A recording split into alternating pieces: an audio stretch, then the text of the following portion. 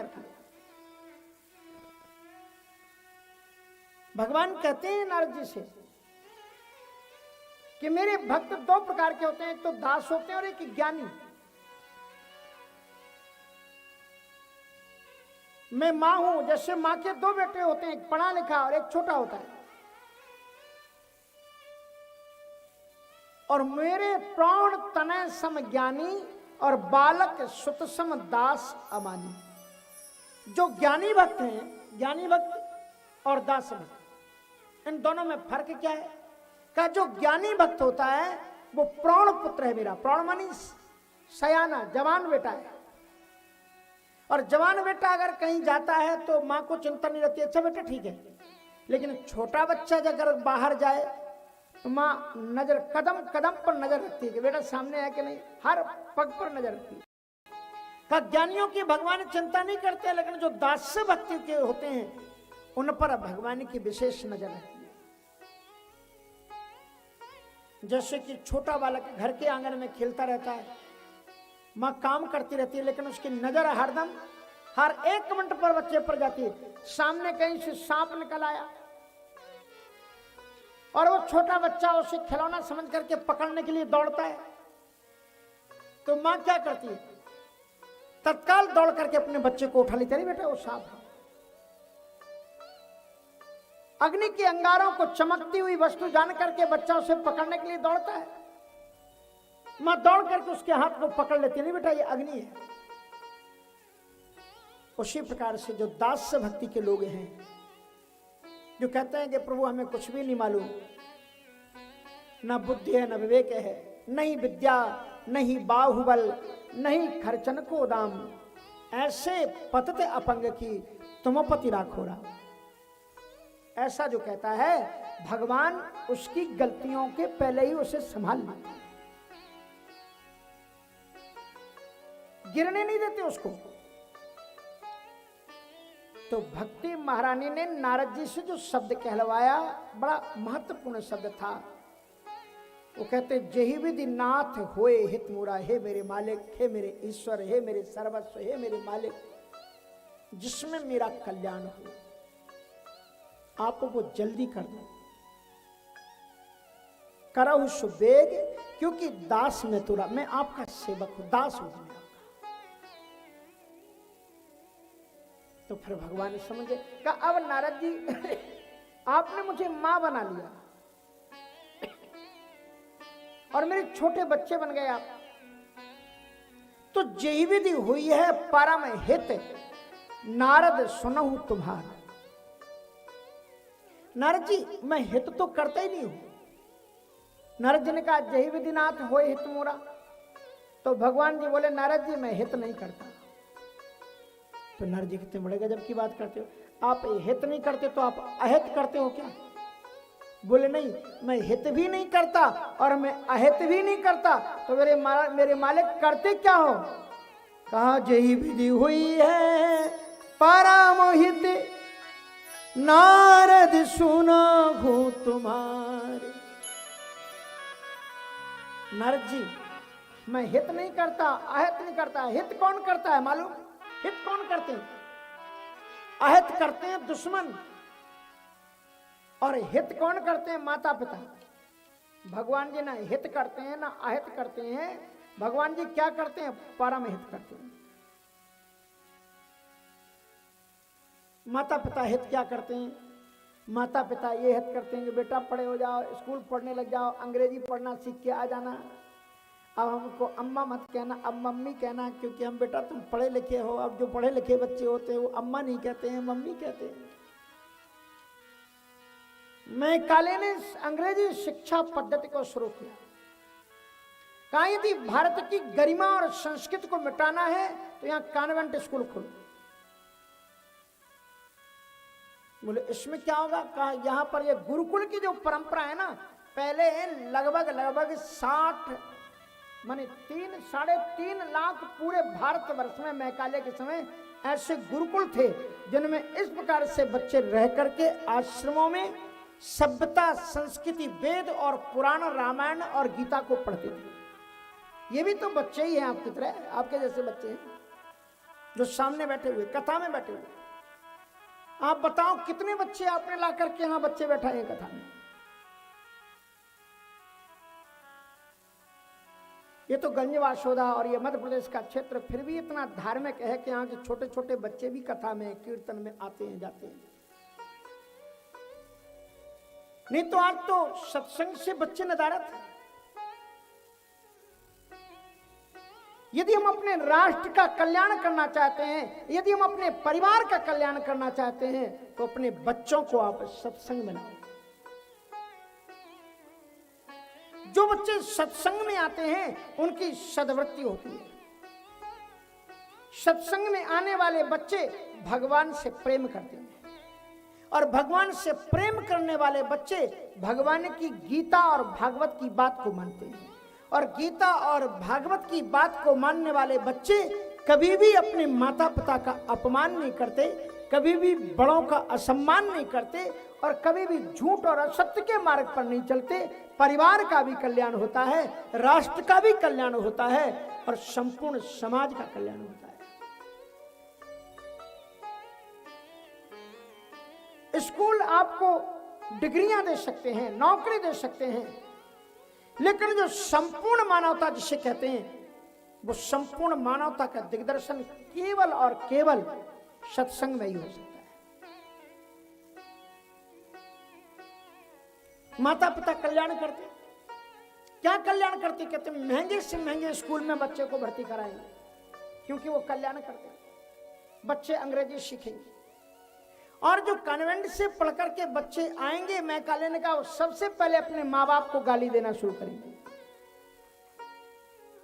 क्या गाली देते हैं मालूम? अपनी अम्मा से, माँ से क्या कहने लग जाएंगे? कहेंगे मम्मी। और मम्मी माने क्या होता है? डेथ बॉडी, मरी हुई मम्मी। और पिता को क्या गाली देंगे? कहेंगे डैडी। और अब तो सीधे कहते हैं डैड। डैड माने क्या होता है वो आप जानते हो? ये माता पिता कल्याण करते हैं बच्चों का।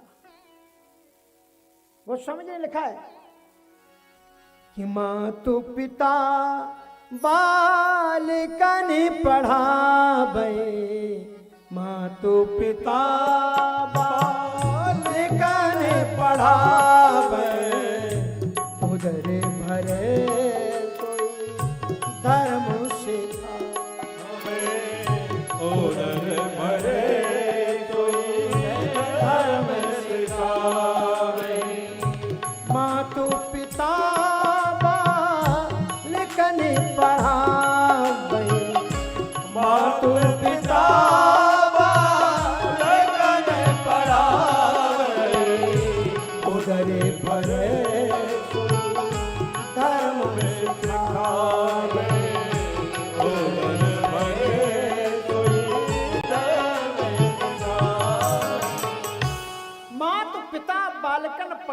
माता पिता बच्चों को क्या पढ़ाते हैं? का जिससे पेट भरे, जिससे रुपया पैसा आए, जिससे बच्चे की अच्छी नौकरी बने, जिससे बच्चा एक्टर बने, डॉक्टर बने, कलेक्टर बने, पता नहीं क्या क्या बने। लेकिन कोई माँ बाप ये नहीं चाहते कि मेरा बच्चा भक्त बने। कोई बिरला होता है जो अपने बच्चे के हाथ को पकड़ करके सत्संग में लाता है। जो माँ बाप अपने बच्चों को सत्संग में लाते हैं वो ही बच्चे का हित करते हैं।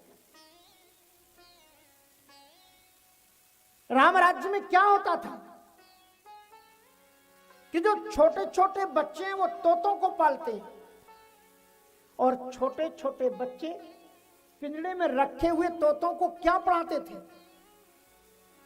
आपने पढ़ा रामचरितमानस में कि सुख सार का पढ़ावहि बालक, सुख सार का पढ़ावहि बालक, कहु नाम रघुपति जन पालक, सुख सार का पढ़ावहि बालक, कहु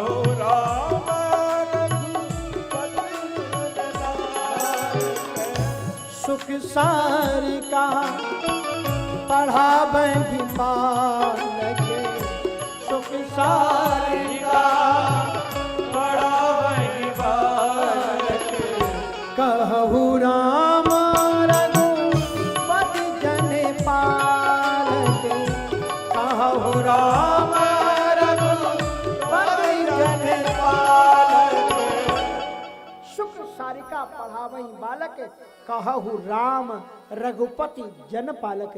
राम राम कहो बेटा, सीता राम कहो, तोतों को पढ़ाते हैं बच्चे, ये है परम हित।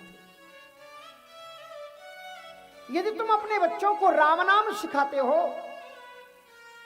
तो कहते हैं संसार के माता पिता तो केवल इस लोक का कल्याण करते हैं, लेकिन आपके वास्तविक माता पिता कौन है? रामचरितमानस में लिखते हैं कि राम नाम कलि अभिमत दाता। जो राम नाम है कलयुग में अभिमत का प्रदान करने वाला है, कल्याण को देने वाला है। संसार के माता पिता केवल इस लोक का कल्याण करते हैं, लेकिन ये राम नाम कलि अभिमत दाता और हित परलोक लोक पितु माता। ये परलोक में भी माता पिता का काम करता है और इस लोक में भी माता पिता का काम करता है। संसार के माता पिता केवल यहां तुम्हारा पालन पोषण करते हैं, परलोक में जाकर के नहीं, लेकिन राम नाम तुम्हारा यहां भी कल्याण करता है और मृत्यु के बाद तुम परम धाम जाते हो तो वहां भी राम नाम तुम्हारा मुक्ति को प्रदान करता है। इसलिए भगवान ने कहा यही विधि हुई है परम हित। मैं तुम्हारा हित नहीं करूंगा नारद, परम हित करूंगा। तुम ये समझ रहे हो, तुमने ये समझ रखा है कि हित तुम्हारा उससे विवाह करने में होगा, तुम्हारा उससे विवाह करने में नहीं, उसके द्वारा तिरस्कृत होने में ही तुम्हारा कल्याण है। इसलिए नारद जी ने मांगा था कि मुझे आप अपना रूप दो। भगवान ने कहा कि मैं आपको अपना ही रूप नहीं, नारद जी मैं तुम्हें अपना भी रूप देता हूं और मैं तुम्हें एक रूप और भी दे देता हूं और तुम्हारा भी रूप तुम्हारे पास रहने दूंगा। हम लोग कथाओं में ऐसा समझते हैं कि भगवान जी ने उनको केवल बंदर बना दिया, ऐसा नहीं। भगवान ने नारद जी को अपना भी रूप दिया था, बंदर भी बनाया था और नारद जी को नारद रूप में भी रहने दिया था।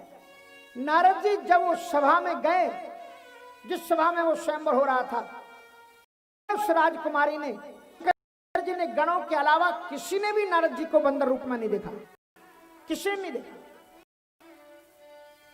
लिखा है उसमें स्पष्ट कि नारद जान सबहि सिरुनावा, सबने नारद के ही रूप में उन्हें देख करके प्रणाम किया।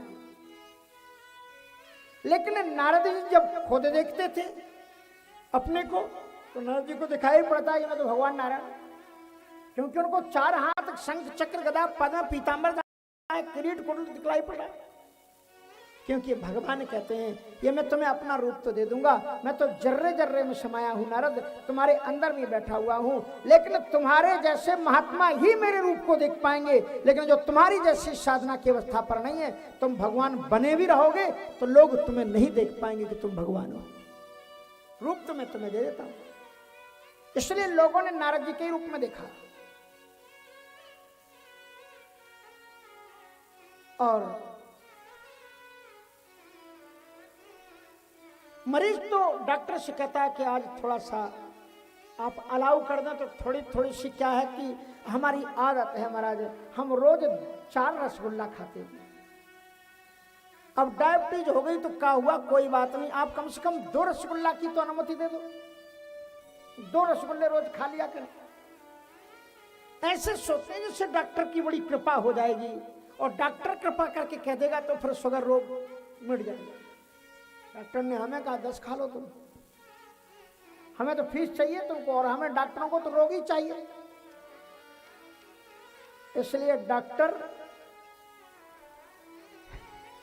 रोगी को मिटाना नहीं चाहता ना रोग को, क्योंकि फिर वह मामला कैसे चलेगा। कहने का मतलब यही विधि हुई है परम हित नारद सुनो ना। तुम्हारे नारद जी महाराज वहां से चल दिए और जब सभा में आए तो 2 शंकर जी के जो 2 गण थे उनके पास में बैठे हुए उनका मजाक उड़ा रहे थे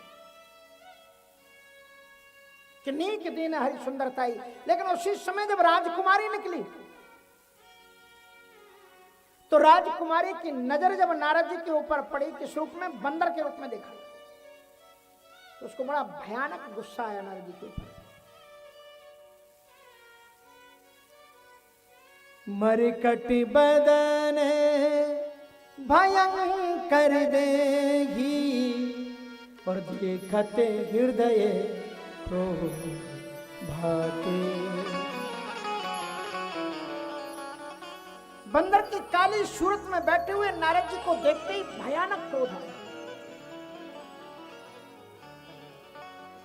और जही दिशि बैठे नारद फूली, सौ दिशि ही ना बिलो की भूली। नारद जी जिस दिशा में फूल करके कुप्पा रहा, हम तो नारायण के रूप में, मेरे अलावा कहां जा सकती राजकुमारी। उस दिशा में भी उस राजकुमारी ने नहीं देखा। इसका अर्थ क्या हुआ? इसका अर्थ यह हुआ कि अगर तुम माया से बचना चाहते हो तो संतों की लाइन में बैठ जाओ, संतों से जुड़ जाओ। इसलिए माया संत को तो छोड़ ही देती है, लेकिन संत की लाइन में भी जो लोग बैठे रहते हैं, माया उनको भी छोड़ देती है। जही दिशि बैठे नारद फूली, सौ दिशि तही न बिलो की फूली। अब माया नारद जी को कुप्पा होकर के देख करके दत्ती भींचते हुए पीछे चली गई। नारद जी का का हो, तुम लोग कह रहे थे हम बड़े सुंदर, ये पीछे क्यों चली गई? कहा जान दो पीछे, उससे क्या होने वाला है? आपसे सुंदर कोई मिलेगा ही नहीं लौट करके, फिर आपके पास में आप बैठे रहो यहीं पर। आधा घंटा 1 घंटा हो गया, पीछे देखो। पीछे जब देखा तो महाराज पिकनिक हो गई, शादी हो गई, जयमाला पड़ गई, धन पतन तह गए, कृपाला कुंवर हर्ष, भगवान जी आ गए, मनुष्य का सुंदर राजकुमार रूप धारण करके माला डाल करके ले गए इसको। नारद जी ने देखा कप प्लेट सांप सब, भोजन वोजन पंगत तंगत भी हो गई, शादी भी हो चुकी। नारद जी ने कहा तुम तो कह रहे थे मेरे समान कोई सुंदर है नहीं, फिर लौट करके मेरे पास क्यों नहीं आई? कहा चले हो शादी करने के लिए, बंदर की स्वरूप लेकर के बैठे हो। अपना मुख देखा है तुमने? काले कलूटे बंदर बन करके आ गया राजकुमारी से शादी। अपना मुंह देखो जाके। निज मुख मुकुर बिलोकहु जाई, मुकुर मानी दर्पण, अपना मुख दर्पण में देखो। अब महात्मा लोग पहले दर्पण लेकर के नहीं चलते थे। सो नारद जी महाराज ने क्या किया, वो जो सरोवर में पानी भरा था उसकी काई हटाई और उसी में झांक करके देखा। मुनि जल देख रूप निज पावा। जब नारद जी महाराज ने उस जल में झांक करके अपना वो जो भगवान ने दिया था वो रूप देखा, भयानक गुस्सा आया कि भगवान ने मेरे साथ में इतना बड़ा छल कपट किया। दांत कटकटा उठे, प्रतिज्ञा कर ली कि दई हो श्राप की मरे हो जाई, समाज में मेरा मजाक उड़ाया है, मैं इसी वक्त नारायण के लोक में जाकर के उनको श्राप दे दूंगा। यहां पर अगर मैं श्राप ना दे पाया तो मैं वहीं पर आत्महत्या करके मर जाऊंगा, लेकिन आज मैं कुछ करूंगा। नारद जी महाराज में क्रोध में तमतमाते हुए नारद जी आगे बढ़ते हुए चले जा रहे थे और उसी समय दोनों वो राक्षस वहां से, वो शंकर जी के दोनों गण भागते हुए दिखलाई पड़े। नारद जी ने दत्ती की कहां जा रहे, इधर कहां भाग के जा रहे, बुलाया और बुला करके क्रोध में आकर के कहा तो हमसे छल कपट करके बोलते रहे हम बड़े सुंदर हैं, मजाक उड़ा रहे थे हमारा, जाओ हम तुम्हें श्राप देते हैं। राक्षस जाए हो तुम दो, दोनों राक्षस हो जाओ। ये कथा एक प्रेरणा देती है। ये कथा हमें सिखाती है कि अगर महात्मा कोई माया में भी पड़ जाए, प्रपंच में भी पड़ जाए, बदनामी भी हो जाए, तो जो लोग करते हैं उन्हें करने देना, आप उनका मजाक मत उड़ाना। भगवान के ऊपर छोड़ देना कि महाराज हे भगवान आप जाने और आपके बंदे जाने कौन सी लीला आपके और भक्त के बीच चल रही है। अपन काहे को, आप तो भगवान को प्रणाम कर लेना कि तुम जानो तुम्हारे भगत जाने। आप चक्कर में मत पड़ना निंदा और आलोचना कि साधु ये करता है और साधु वो करता है। आप तो हाथ जोड़ लेना भगवान को। बहुर राम मायहि सिरुनावा। सती जी ऐसी नारी ने जो अपने पति को भगवान मानती थी उससे झूठ बोला तो नारद जी ने सती जी को कुछ भी नहीं कहा। बहुर राम माया है सिरुनावा। राम को प्रणाम किया कि धन्य प्रभु आपकी माया, जिससे जो न करा दे वही थोड़ा है। भगवान की माया को प्रणाम करना, आप किसी संत की आलोचना मत करना। और अगर संत की आलोचना करोगे तो वही होगा जो जय विजय का हुआ। नारद जी ने श्राप दे दिया और श्राप दे करके ये कहा कि तुमने जो हमारा मजाक उड़ाया था वो तो हमने तुम्हें फल दे दिया। अब अगर कुछ और चाहते हो तो किसी दूसरे साधु का मजाक उड़ा करके देखना तो तुम्हें और कुछ मिल जाएगा। हंसू हमें सो ले वो पल और बहुत हंसू मुनि को, और किसी मजाक उड़ा करके देखना किसी का। इसलिए श्राप दिया कि तुम संत का मजाक उड़ाना भूल जाओ। चरणों में गिर पड़े, महाराज हमसे बड़ा अपराध हो गया, क्षमा करो। का कोई बात नहीं, अब भगवान ही अवतार लेकर के तुम्हारा उद्धार करेंगे। नारद जी महाराज क्षीर सिंधु पुनः चल दिए। लेकिन अब भगवान के धाम में आप काम क्रोध मद लोभ लेकर के नहीं जा सकते। और नारद जी क्रोध में तमतमा रहे थे और जा रहे थे बैकुंठ, और क्रोधी व्यक्ति बैकुंठ को जा नहीं सकता। इसलिए भगवान ने कहा काम क्रोधस तथा लोभस तस्मात् देतत्रयं त्यजेत्। भगवत गीता कहती है कि काम, रामचरितमानस में भी कहती है मंदोदरी कि काम क्रोध मद लोभ सब नाथ नरक के पंथ। नारद जी ने रास्ता पकड़ लिया नरक का और जाना कहां चाहते हैं? बैकुंठ। भगवान जान गए, टिकट चेक करने आ गए। Where are you going? कहां जा रहे हो? कहा बैकुंठ का। गलत गाड़ी आपने नरक की पकड़ रखी है, आपने गलत गाड़ी पकड़ी। सो बीच ही पंथ मिले धनुजारी। भगवान नारायण बीच में ही प्रकट हो गए और मुस्कुरा कर अकेले चले जाते। मेरे मालिक वो भी नहीं। इतना परेशान करते हैं भक्तों को भगवान जी भी। अकेले नहीं आए, बीच में प्रकट हो गए और संग रमा, और साथ में लक्ष्मी जी महारानी और सोई राजकुमारी। वो राजकुमारी जिसके लिए नारद जी बेचारे परेशान थे, वो बगल में खड़ी होती। और माला डाले वही वाले जो नारद जी देख रहे थे कि माला हमारे गले में पड़ेगी, वही माला पड़ी नारायण को, और वो राजकुमारी। और भगवान जी कह कहाँ जा रहे? नारद जी ने गुस्सा में दत्ती, अभी हम बताते तुम्हें हम कहाँ जा रहे हैं। कपटी ऐसी ऐसी गालियां दी भगवान नारायण को गुस्से में भर करके कि स्वार्थ साधक कुटिल तुम सदा कपट व्यवहार। तुम बड़े स्वार्थ साधक हो, सेल्फी हो, बड़े टेढ़े हो तुम, हरदम कुटिल तुम्हारा व्यवहार रहा है। ये जो लक्ष्मी के साथ तुम्हारी शादी हुई, ये भी तुमने छल प्रपंच करके शादी की। लक्ष्मी से भी तुम्हारी शादी नहीं होती। हमारे बेचारे कर्पूर्ण गौरव शंकर जी को आपने जहर पिला दिया समुद्र मंथन में, और उनको जहर पिलाने के बाद में ये लक्ष्मी प्रकट हुई, इसको आपने खुद ले लिया। आज हम तुम्हें फल देते, अब तुम्हें श्राप देंगे तब तुम ठीक होगी। भगवान नारायण मुस्कुराए, कहा बाबा जी आप तो आशीर्वाद देते हो, आप श्राप कहां से लाओ? कहा सुनो, तुम्हारी मीठी बातों में हम फुसलने वाले नहीं, श्राप देंगे हम तुम्हें। कहा तो फिर दे दो महाराज। हमने तो ये सुना है कि संतों की क्रोध में निकली हुई वाणी भी वरदान का काम करती है। महाराज दे दो आपसे। नारद जी ने श्राप दिया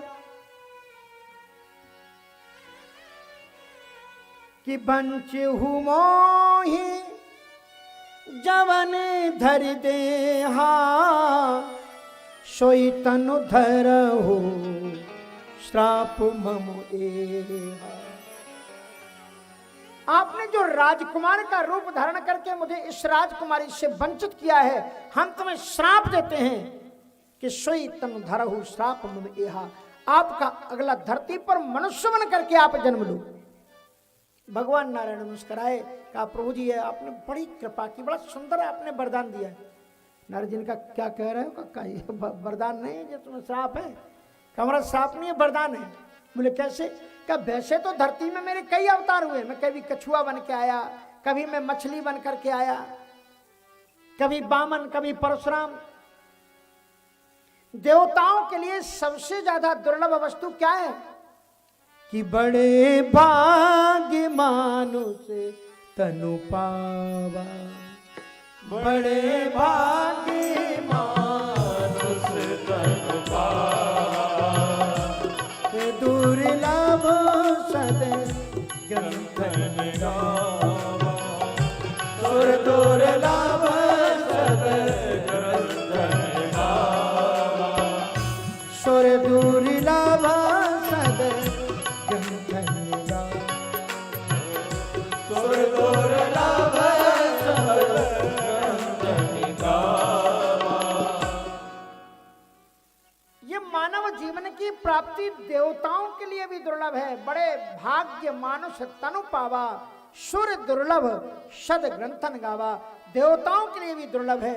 महाराज ऐसे आपने मनुष्य जीवन को प्राप्त करके जो अवतरित होने की कृपा की है, ये बड़ी कृपा की है। अब कम से कम मैं मनुष्य बन करके तो धरती पर अवतार लूंगा, मनुष्य बनने का सौभाग्य तो मिलेगा।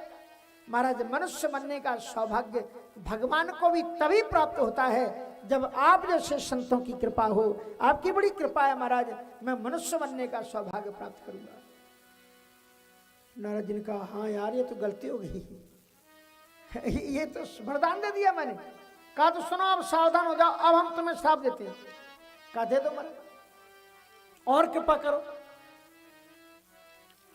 कहते मम अपकार कीन तुम भारी, मम अपकार कीन तुम भारी, नारी विरह ओ तुखारे, नारी विरह ओ तुखारे, मम अपकार कीन तुम भारी, मम अपकार कीन तुम भारी, नारी विरह ओ तुखारी, नारी विरह ओ तुखारी।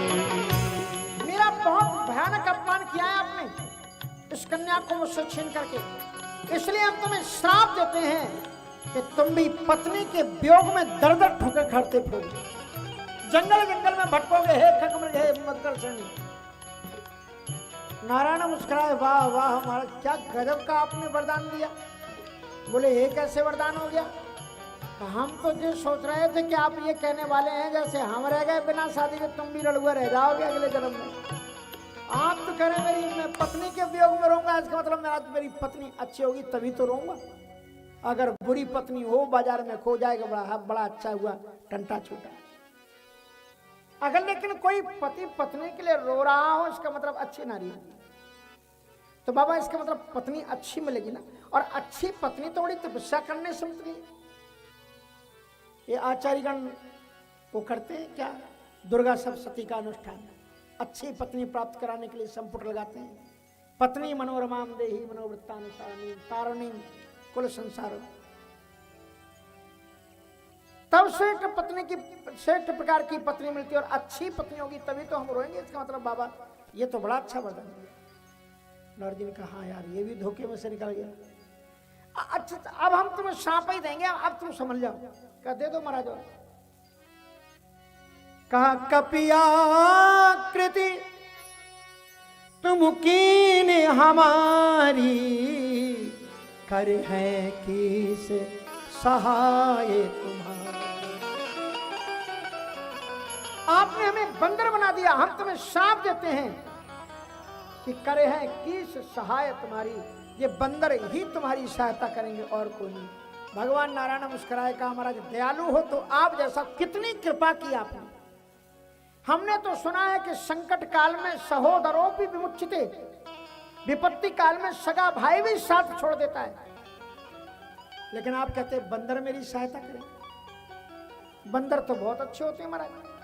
ऐसी आपने रावण से लड़ने के लिए हमें सेना दी है कि जिनका सीना नहीं था नापना पड़ेगा, जिन्हें लड़ने की प्रैक्टिस नहीं करानी पड़ेगी, ट्रेनिंग नहीं करानी पड़ेगी, रहने के लिए घर नहीं देने पड़ेंगे, पहनने के लिए कपड़े नहीं देने पड़ेंगे और खाने के लिए भोजन भी नहीं देना पड़ेगा। अपने अपने पेड़ पर चढ़ चढ़ करके ये खाएंगे और लड़ने के लिए हथियार नहीं देने पड़ेंगे, क्योंकि बंदर दांत से भी काटते हैं। मरकट, बंदर का एक नाम क्या है? मरकट। मरकट का अर्थ जानते हो? मरकट का अर्थ होता है जो मारे भी और काटे भी, उसका नाम मरकट। कान पकड़ लेते हैं और दांत से काट लेते हैं नाक में। बोलो। सुग्रीव चढ़ गया कुंभकर्ण के ऊपर और दशनन काट नासिका काना, दांतों से उसकी नाक कान काट के भग गए। अच्छा ये बताओ, राम जी ने बंदरों की सेना क्यों बनाई, कुत्तों की क्यों नहीं बनाई? कुत्ते भी तो अच्छे होते हैं। कुछ कुछ लोग ऐसा कुत्तों से प्रेम करते हैं महाराज कि पूरी सेना ही पाल लेते हैं अपने घर में। बंदरों की सेना क्यों बनाई? इसलिए कुत्तों में एक बुराई होती है कि दूसरे कुत्ते को देख करके कुत्ता भूखता जरूर है, अपने जाति वाले से कभी प्रेम नहीं करता। हमने सोचा कि अमेरिका के कुत्ते समझदार होते होंगे, पढ़ा लिखा, अच्छी कंट्री, गोरे कुत्ते होंगे, लेकिन कुत्ते काय को सुधरने वाले। मैंने देखा कि वहां पर लोग घर के अंदर में बंद रखते हैं, बाहर खुला हुआ एक भी कुत्ता नहीं घूमता। लकड़ी की दीवारें चारों तरफ से बनी रहती हैं। सो एक व्यक्ति कोई कुत्ते को लेकर के बाहर घूमने के लिए निकलते हैं, उनको सुगंध लग जाती है कि महाराज कोई कुत्ता सड़क पर जा रहा है और उसको देख करके भूख रहा है अंदर से। इसलिए राम जी ने और बंदरों की आदत क्या होती है? बंदरों में संगठन होता है। आप कभी एक बंदर को छेड़ के देखना और वो आवाज कर दे तो जितने भी आसपास के बंदर होंगे धक्के से आ जाएंगे और तुम्हारी सियावर रामचंद्र जी कर देंगे। बंदरों में संगठन होता है। इसलिए करे हैं केश सहाय तुम्हारी। राम जी ने कहा बहुत सुंदर, नारायण ने कहा बहुत सुंदर। तो भगवान नारद जी, उसके बाद भगवान ने क्या किया? तब भगवान ने उनकी माया को हटा लिया। तब हरि माया दूर निवारी और नहीं तह रमा न राजकुमारी, अति सभीत नारद हरि चरना, गहे पाए प्रणतारित हरण। जब उनकी माया को भगवान ने निज माया की करसता करस कृपा निधि लीन, भगवान ने अपनी माया को हटाया। क्यों ही नारद जी बिलख करके नारायण के चरणों में गिर पड़े, हे प्रभु ये मैंने क्या किया? तुम ऋषा हो ये मम श्राप कृपाला, मृषा हो ये मम श्राप कृपाला, मम इच्छा कहे दया, मम इच्छा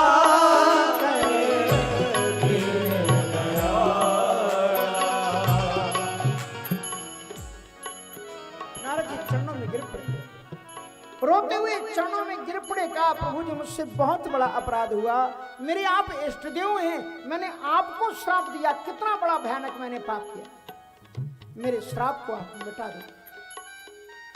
मेरे प्रभु मेरा श्राप मिथ्या कर दो, आप मेरा श्राप आपके ऊपर घटित ना हो। भगवान ने रोते हुए नारद जी को हृदय से लगाया। कहा नारद जी घबराओ मत, मैं भक्तों की आप जो भी इच्छा करते हो, आप जैसा चाहते हो, मैं वो काम आप मुझसे करवा लेते हो। आप मुझे जब चाहते हो उस काम के लिए पुकारते हो और मुझसे काम करवाते हो। तो आप हरदम मुझे यूज करते हो, आज मैंने यूज आपका कर लिया। बोले आपने यूज किया मेरा? बोले हाँ। बोले कैसा यूज किया? कहा मुझे धरती पर उतरना था, कुछ बहाना चाहिए था, इसलिए लीला मैंने आपसे खुद करवाई। जो भी आपने किया है, whatever you did in your life, this was only my thing. Now you are fulfilling my wish, आप मेरी इच्छा को ही पूर्ण कर रहे हैं, क्योंकि मेरी इच्छा के विपरीत नारद जी कोई नहीं चल सकता। और भगवान की लीला में सहायक वही हो सकते हैं जो भगवान के प्यारे होते हैं, उनको ही भगवान अपनी लीला में लेते हैं। मैंने तुम्हें यूज कर लिया, लेकिन नारद जी एक तुम्हें मैं शिक्षा दे दूं, एक सबक सिखा दूं, और वो सबक ये है कि गलती का अगर सुधार करना है तो गलती का सुधार वहां से करो जहां तुमने गलती की शुरुआत जहां से की है। जड़ समेत गलती को निकालो। नारद जी, तुम्हारे जीवन में जो भी घटना घटी, तुम्हें बंदर बनना पड़ा, सुंदर से तुम बंदर बन गए। कितने सुंदर थे और भयानक बंदर बने, क्यों? गलती तुम्हारी कहां से की है? तुमने गलती वहां पर की जब शंकर भगवान तुम्हें समझा रहे थे कि ये काम मत करना, भगवान से मत कहना, और आपने शंकर जी का कहना नहीं माना। इसलिए एक कहावत नोट कर लो, गांव के लोग कहा करते हैं कि जो नहीं माने बड़ों की सीख, आगे क्या है? उठे कटोरा मांगे भीख। नारद जी ने आपको समझाया और आपने नारद जी का अनदेखा कर दिया, और आप ये सोचने लगे कि हम शंकर जी से भी बड़े बन गए। शंकर जी के चरणों की धूल हो जाओ, वही बड़ी चीज है। इसलिए अब तुम्हारे इस पाप का प्रक्षालन का एक ही उपाय है, प्रायश्चित एक ही है कि जपहु जाए शंकर सतनाम, जपहु जाए शंकर सतनाम, कोई है तुरंत विश्राम, तुम पुण्य राम राम दिन राते, सागर जप अनंग अनाते, सागर जप अनंग अनाते।